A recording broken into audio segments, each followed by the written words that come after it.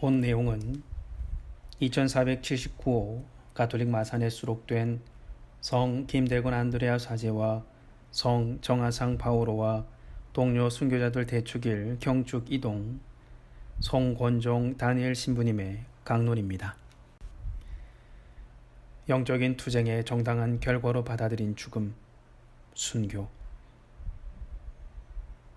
우리나라 천주교 신앙 공동체는 조선시대의 학문으로 시작되어 자생적으로 생겼으나 90년이 넘는 시간 동안 여러 차례 박해를 받았다.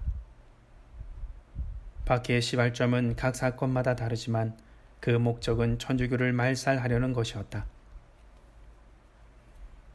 천주교를 말살하려는 이유는 사상적, 사회적, 정치적인 이유로 마찰을 빚었기 때문이다. 유교의 양반 사상과 천주교 평등 사상의 충돌, 전통 사회의 가치와 질서를 위협하는 조상 제사의 거부로 인한 충돌은 정치인들에게 박해의 명분을 제공하였다. 이에 천주교를 신봉하는 남인 시파와 북인 벽파 간의 당파 싸움은 고조되었고 천주교인들은 정치인들의 논리에 휘말려 희생되어야 했다. 천주교를 말살하려는 박해는 사상적, 사회적, 정치적 권력과 대립하거나 저항하는 모양으로 일어났다. 예수를 믿고 따르려는 순수한 동기가 권력을 가진 이들에게 큰 걸림돌이 되었던 것이다. 이는 예수를 믿는다는 것 자체가 사회에 큰 영향을 주는 일이라는 것을 반증하는 것이기도 하다. 세속적인 지배 이념이 하느님 나라의 다스림과 너무나 큰 차이가 있었기 때문에 충돌을 피할 수 없었던 것이다. 그리고 그 충돌의 끝은 신자들의 죽음으로 이어졌다. 조선 정부에서 바라본 천주교는 사회의 안녕과 질서를 파괴하는 집단이었다. 모든 인간의 평등을 내세우며 들어온 천주교는 지배계층에게 사회의 근간을 뒤흔들어 놓을 위협적인 요소였다. 로마인들에게 종교적이든 정치적이든 예수님이 범죄자로 인식되었듯이 조선의 지배계층에게도 천주교인은 범죄자였다. 천주교인들의 저항은 지배계층에 대한 정치적 불평을 표출하려는 것은 아니었다.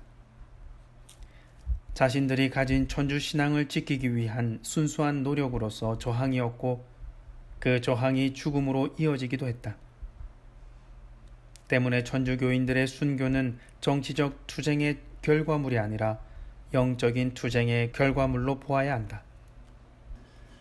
하지만 결과적으로는 세상의 변혁을 일으킨 투쟁이 되었다.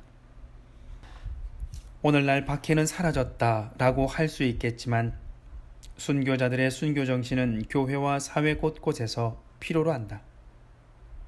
오늘날의 순교는 하느님 통치에 상반되는 가치관들로부터 교회를 지키고 사회 구성원들로부터 정당성을 확보하지 못한 권위나 지배계층에 대한 유형무형한 억압에 침묵하지 않는 것이다.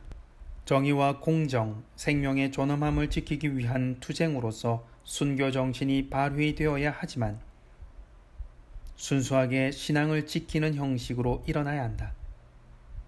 그래야만 그리스도의 죽음을 공유하는 한에서 오늘날의 순교라고 할 수 있다.